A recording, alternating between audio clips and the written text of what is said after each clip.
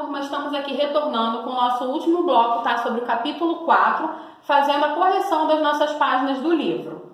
Começando aqui pela página 61, nós temos a questão do investigue, certo? A pergunta da questão do investigue da 61 é: como é feita a previsão do tempo no Brasil? E qual a diferença de tecnologia para outros países?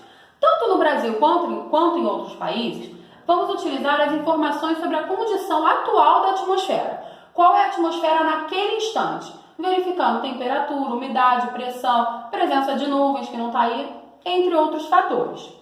A diferença é que, no Brasil, há pouco investimento nesses materiais para o estudo, entendeu? Então, como no Brasil faltam estações meteorológicas e pontos de medição para a previsão do tempo, elas não são tão precisas.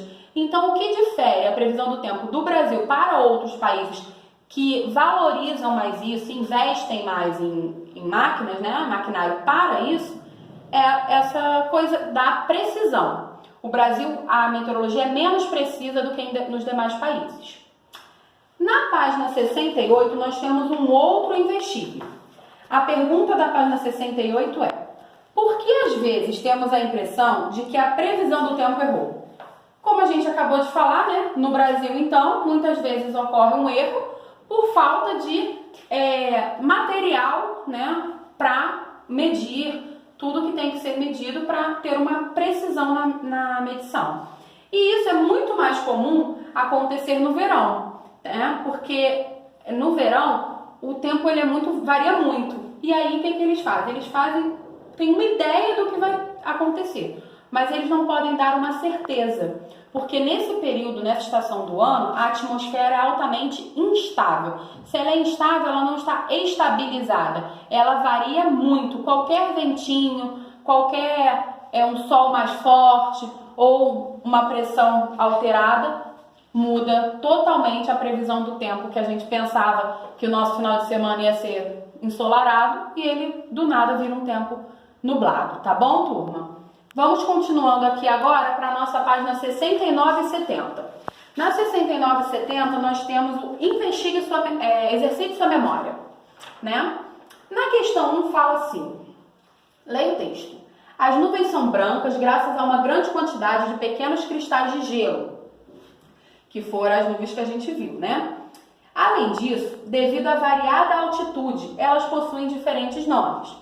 E aí a questão deu os nomes na ordem incorreta: nimbos, estratos, cirros e cúmulos. No texto, as nuvens não estão colocadas em ordem de altitude. Organize-as da nuvem mais próxima do solo até a mais alta. Essa setinha que está aí no quadro está representando o quê? A setinha está para cima, onde acima nós temos as nuvens mais altas e abaixo as mais baixas. Então aqui são nuvens baixas e aqui são nuvens altas. Então nós temos as nuvens mais altas, são as cirros, elevadas altitudes. Depois nós temos os cúmulos, nimbos e por último os estratos. Os estratos são aquelas nuvens mais baixas, né? Bem baixinhas mesmo. Ok? Nessa ordem. Essa setinha já tem no livro e vocês só tem que colocar na linha ao lado o nome na ordem correta. Questão 2.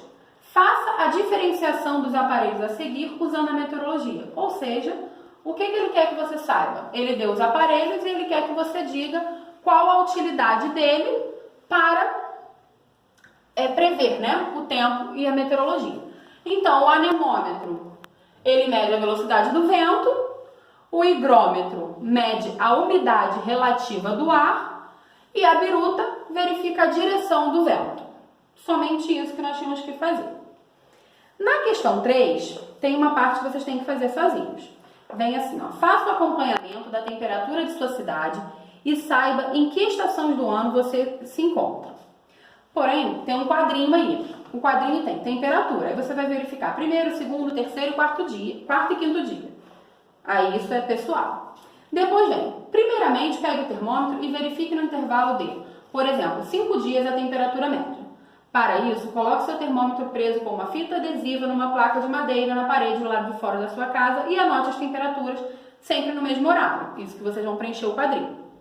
Caso a temperatura registrada seja entre 25 e 30 graus, você estará no verão.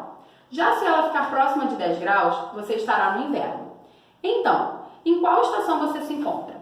Na verdade, a estação em que nós estamos no momento, por isso que eu coloquei ali, é o outono, mas se nós formos pensar no que ele falou, verificando somente verão e inverno, nossas temperaturas estão realmente na faixa de 25 a 30 graus, né? Mas nós estamos no outono, tá? Questão 4 aqui abaixo. Questão 4 diz: o lugar mais próximo do planeta é a cidade de Mansirão, no nordeste da Índia, cujo nome significa morada das nuvens. O clima em Mansirão é 6 vezes mais úmido que em Manaus. Por outro lado, o lugar mais seco da Terra é o deserto do Atacama, no Chile. Responda. Letra A. A quantidade de chuva pode ser medida a partir da umidade? Sim. O que nós tínhamos falado? Que quanto maior a umidade relativa do ar, maior a chance desse vapor d'água se transformar em chuva. Então, sim, pois quanto maior a umidade, maior a possibilidade de chuva na região. Letra B. Será que a localização do deserto do Atacama contribui para que ele seja o lugar mais seco do mundo? Pesquise e peça ajuda ao professor para responder a questão no caderno. Eu coloquei essa setinha porque, na verdade, seria para vocês pesquisarem isso aí, né? Mas a gente pode ver que no deserto, no norte do Chile, né, ele é muito alto, é uma região alta e de um clima árido, né? E aí, nesse caso, um clima árido, ele chove muito, né? Ele vai ter um relevo muito chuvoso, né? Regiões de chuva, correntes marítimas e tudo mais. Mas vocês vão pesquisar sobre o deserto do Atacama.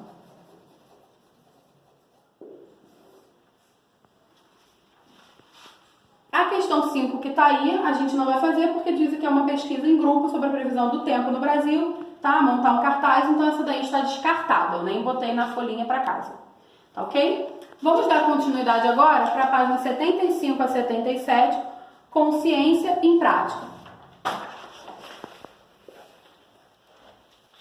Questão 1. As nuvens podem ficar em diferentes altitudes e variar nas suas formas, que dependem da temperatura do ar. Relacione as diferentes formas de nuvens da coluna 1 com as características da coluna 2.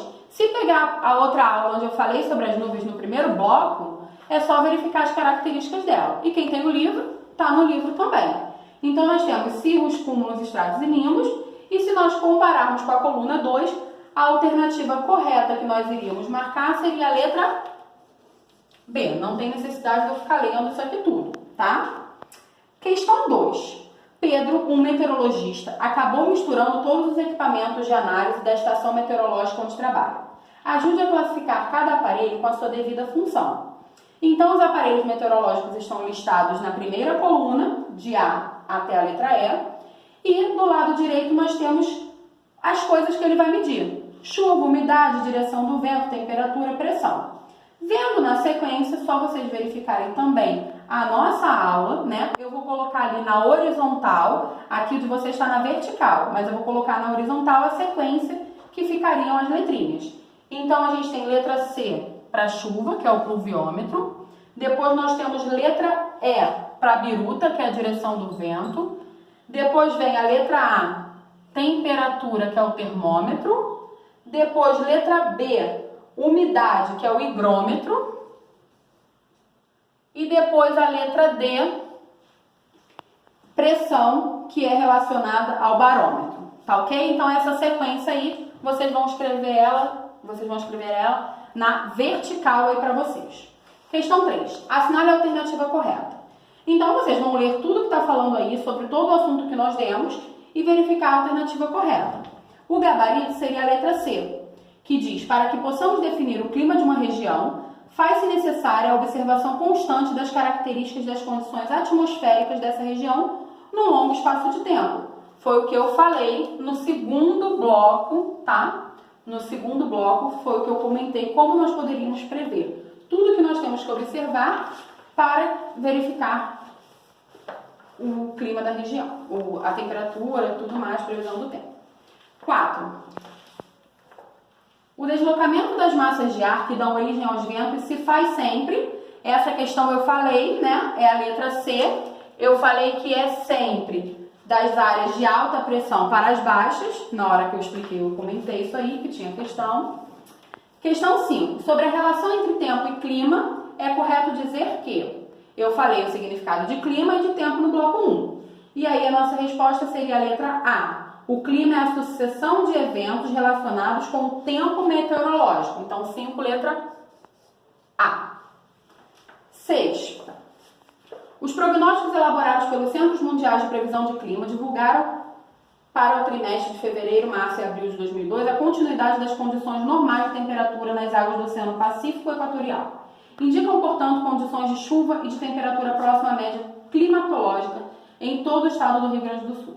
O monitoramento do clima em escala mundial é importante na escala regional e local em função, seria a letra B, certo? Ou seja, para que serve ali? A gente vai ter o comportamento climático. Questão 7. A grande variação climática do planeta é resultante da interação dos fatores climáticos, que são responsáveis pela grande heterogeneidade climática da Terra e estão diretamente relacionados com a geografia de cada porção da superfície terrestre. Em qual das alternativas a seguir há apenas fatores climáticos, isto é, aqueles que determinam as condições climáticas de uma região? Seria a letra D. Altitude, massa de ar, maritimidade e latitude. Considere as afirmações a seguir. Com base nas afirmações, é possível afirmar que nós vamos verificar qual delas tem relação com o clima e qual tem com o tempo. Número 1. Fará muito calor hoje em São Paulo. Se falou calor, é o tempo. As temperaturas em todo o mundo estão cada vez maiores. Temperatura está relacionada ao clima. Costuma chover muito em Salvador. Chuva está relacionada ao clima. Li no jornal que esta semana está chuvosa em Belém. Esta semana está chuvosa. Então, é um curto período de tempo. Então, está relacionado também ao tempo. Então, a alternativa correta seria a letra C. Questão 9. Essa região brasileira apresenta as seguintes características geoambientais. Pluviosidade irregular, em torno de 750 milímetros por ano, concentrada num período de 3 a 5 meses. Ocorrem períodos agudos de estiagem, quando a precipitação pluviométrica cai para cerca de 450 a 500 milímetros por ano. As temperaturas são altas, taxas elevadas de evapotranspiração e balanço hídrico negativo durante parte do ano. A insolação é muito forte, 2.800 horas por ano, e está aliada a uma baixa umidade relativa do ar. O tipo climático e a região brasileira correspondentes ao texto são um clima semiárido, super seco, né, pelo que a gente viu. E aí está na letra C, um semiárido da região Nordeste. E a questão 10, para finalizar, indique a alternativa que representa corretamente o domínio morfoclimático brasileiro, em que há uma significativa ocorrência de clima equatorial superúmido. Seria a letra C, Amazônia. Por quê? Porque na Amazônia nós temos muita vegetação. A vegetação tem a transpiração das folhas e essa transpiração umidifica o nosso ar. Tá ok, turma? Concluindo aí, então, nossa correção do capítulo 4, finalizado o nosso primeiro bimestre de 2020 de CFB do 8º ano. Bom estudo para vocês, bom feriado e uma semana maravilhosa.